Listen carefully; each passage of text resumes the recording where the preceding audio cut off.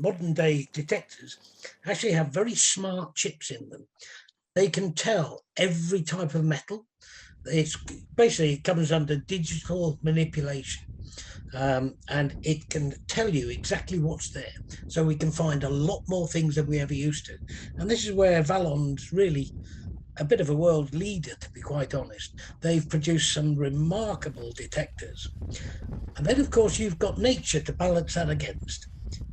Every time you see a lovely rusty mountain in America somewhere and it's got this lovely red color, yeah, that's not so good. That red is rust, which means it's an iron ore mineral, and you are going to get metal contamination in the background. So a lot of the detectors, especially the Vallon, now have programs that can work out what the background soil is, offset that from your detection, and you can then detect through it with a loss of minimal depth. So you're getting down to the depth of the mines, you're getting the characteristic of the metal, the composition of the item. So these detectors are seriously, seriously good.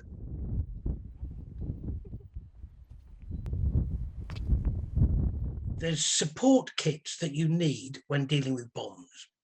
It depends on what type of bomb. Is it an aircraft bomb? Is it a projectile? Is it nose fused, base fused? What are the characteristics? Is it an improvised thing? So there's lots of supporting kit an EOD unit would take. One of the things they'll be taking is things like a hook and line set. As you approach an item, you're still not 100% sure what condition it's in. And you might be wanting to move it away from a house, a school, something it could damage. So you need to do that safely.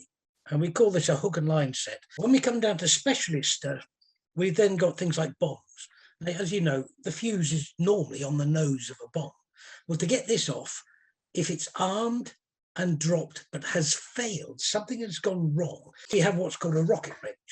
And it's a wrench that clamps onto the nose fuse, and it has two opposing rocket charges. And when we fire them, it spins it like a Catherine wheel, but it spins it so fast that if it blows up, it will be out of the bomb before it blows up. We've gone through Gulf War I, Gulf War II, Afghanistan, and all of those countries, Lebanon, all of those countries are still littered and taking donor money for clearance years and years after we've left them gone. I think we're going to be using this technology and detectors for a long time to come. And then post the war, you're going to be looking at 25, 30 to 50 years to clear that mess up.